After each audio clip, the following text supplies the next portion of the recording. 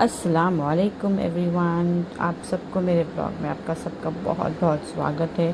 तो आज हम फिर से जा रहे थे सेंट्रल पार्क घनसोली, क्योंकि लास्ट टाइम मेरा बेटा सो गया था पार्क में ही पहुँचते ही बराबर वो सो चुका था। तो ये बार हमने ये वीकेंड फिर से जाने का सोचा, ताकि मेरा बेटा गार्डन देख के थोड़ा इन्जॉय करे, उसे खेलने को मिले। ये रहा वहाँ का एंट्रेंस, काफ़ी खूबसूरत था, बट वहाँ का फाउंटेन बंद था, वर्किंग नहीं था। यहाँ पे हम एग्जैक्टली सनसेट के टाइम पे ही पहुँचे थे, बहुत सही टाइम था। एंड फिर मैं अपनी बेटी को लेके वहाँ पे पार्क में जो प्ले एरिया था बच्चों का, वहाँ लेकर गई थी। तो मेरी बेटी बहुत इन्जॉय की, उसे झूला बहुत अच्छा लगा। आप देख सकते हो, उसने क्लियरली इतना इन्जॉयमेंट किया एज़ यूजुअल। मेरे बेटी को स्लाइड्स बहुत पसंद है, उसने स्लाइड्स में बहुत इन्जॉय किया। वहाँ पे बहुत सारी स्लाइड्स थी। ऐसा देखा जाए तो वहाँ पे कम से कम 7 से 8 स्लाइड्स होगी छोटे बच्चों के लिए। एकदम मीडियम साइज़ का है, ऐसा भी नहीं है कि हाई लेवल वाले जो स्लाइड्स होते हैं ना, एक होता है जो एक बड़ा स्लाइड होता है, और एक होता है जो मीडियम साइज़ के बच्चे, जैसे मेरा बेटा टॉडलर है, उनके हिसाब का स्लाइड था। तो वो उस मतलब वो वाले बच्चे भी इंजॉय कर सकते हैं वैसे स्लाइड्स, जहाँ पे गिरने का डर नहीं है।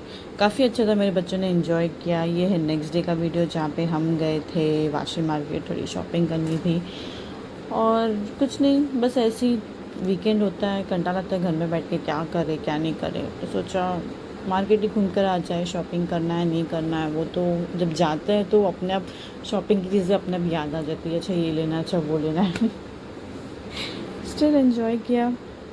उसके बाद मैं नेक्स्ट डे तैयारी करी थी, अपना वही डेली रूटीन, खाना पकाओ, खिलाओ, बच्चों को खिलाओ, बस वही। आज सोचा मैंने थोड़ा सांभर दाल बना दूँ, कुछ था ही नहीं, समझ ही नहीं रहा था। डेली का वही सोच सोच के हेक्टिक हो जाता है, दिमाग ही आउट हो जाता है कि यार क्या बनाएं क्या नहीं बनाएं।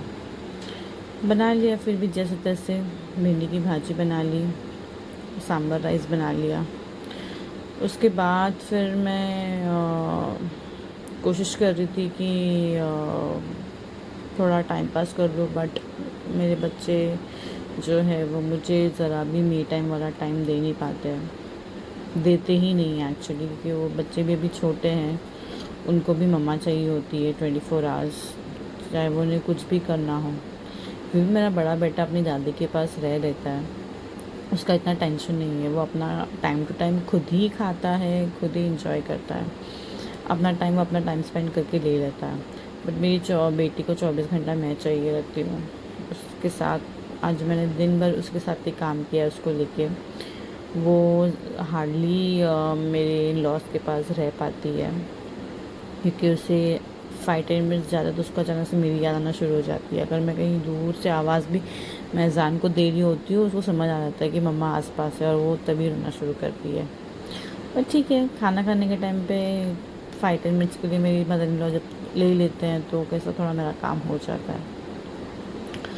यहाँ मैं बना रही थी अपना भिंडी की भाजी, टेस्टी बनी थी, नॉर्मल मसाले में ही बनाया था मैंने, जहाँ पे हम कांदा थोड़ा लेते हैं और टमाटर बहुत सारे लेते हैं, ताकि वो जो खटासपन होती है भिंडी में वो आती है, बहुत मज़ा आता है। साइड में मैंने पहले ही वैसे भी मेरा बड़ा बेटा जो फैज़ान है लिया था, वो 3 साल का हो जाएगा नेक्स्ट ईयर तक इंशाल्लाह से। तो उसके अभी हम एडमिशन का देख रहे हैं कि कहाँ एडमिशन करें, तो स्कूल में एडमिशन करें या जो किंडरगार्टन होते हैं वहाँ एडमिशन करें। समझ ही नहीं आ रहा है कि क्या कैसे प्रोसेस करना चाहिए, क्या करना चाहिए। अभी मैं जिस जगह रहती हूँ वहाँ पे फॉर्म्स जनवरी से स्टार्ट होते हैं। सीबीएसई का बोर्ड है यहाँ पे, सारे स्कूल सीबीएसई है, तो समझ ही नहीं आ रहा है कि कहाँ से शुरुआत करूँ। और एक्चुअली जहाँ मैं रहती हूँ वहाँ से स्कूल्स भी काफ़ी डिस्टेंस पे हैं, तो और कोई ऐसा ज़रिया भी नहीं है। अभी मेरे हस्बैंड जॉब पे रहते हैं, मेरे फादर इन लॉ कभी घर पे होते हैं नहीं होते हैं, मोस्टली उनका आउटडोर चलता, मतलब आउटडोर पे जाता है वो। और नाइट जैसी ऐसा सिचुएशन है कि अगर मैं बिल्डिंग से नीचे भी उतरूँ तो मेरे पास ऐसे कोई ट्रांसपोर्टेशन नहीं है जहाँ पर मैं अपने बच्चे को लेकर जा सकूँ कोई स्कूल में, क्योंकि हमारे स्कूल की डिस्टेंस काफ़ी दूर है। एंड किंडरगार्टन है जो नज़दीक में ही है। तो मेरा पॉइंट ऑफ व्यू मुझे खुद को समझ में नहीं आ रहा है कि मुझे किस तरीके से करना चाहिए, क्योंकि मेरे को अभी एक छोटी बेबी भी है, उसको भी मैनेज करना है एंड इवन मेरे बेटे का स्कूल भी देखना है। कंफ्यूज हूँ कि कहाँ से शुरू करूँ, क्या करूँ। हालांकि मुझे बहुत सारे लोग ओपिनियन दे रहे हैं कि ऐसे नहीं वैसे करना है, वैसे नहीं ऐसे करना है, ये करो वो करो, क्योंकि उनके बच्चे ऑलरेडी स्कूल जाते हैं। जिन्होंने किंडरगार्टन किया है, कोई स्कूल पढ़ रहा है, उनका भी पॉइंट ऑफ व्यू सही है, मेरा भी पॉइंट ऑफ व्यू एकदम अलग है। तो पता नहीं मैं क्या करूँगी, टाइम आने पर ही समझ में आएगा कि मुझे क्या कैसे करना चाहिए। चल लेट्स सी, अभी भी वक्त है मेरे पास। नेक्स्ट ईयर से इंशाल्लाह डालेंगे मेरे बच्चे को। मेरा बेटा वैसे इसको बहुत सारी चीज़ें सीख चुका है, हमने बहुत सारी चीज़ों पे सिखाया, उसे कलर्स अच्छे से आते हैं, उसे ABCD बोलना आता है, वो 1 2 3 काउंट भी कर लेता है माशाल्लाह से। सारी चीज़ें कर लेता है मेरा बच्चा, अल्हम्दुलिल्लाह अल्हम्दुलिल्लाह। मेरे बड़े बेटे महज़ान का यही एक कंसर्न है कि वो सोशलाइज़ नहीं हो पाता है ज़्यादा, वो लोगों में नहीं बैठता है, उसे अपना खुद के साथ ही खेलना, खुद की चीज़ों में ही इन्वॉल्व रहना ज़्यादा पसंद है। तो मेरा यही मेन कंसर्न है कि वो एक बार स्कूल जाए या किंडरगार्टन जाए, कहीं पर भी जाए, बट वो सिर्फ सोशलाइज़ होना सीखे। बस एक बार वो सोशलाइज़ हो गया तो अल्हम्दुलिल्लाह से मेरे बेटे में फिर कोई प्रॉब्लम नहीं है। वो माशाल्लाह से उसकी ग्रास्पिंग पावर भी अच्छी है, वो सीख भी बहुत एकदम क्विक लर्नर है वो माशाल्लाह से।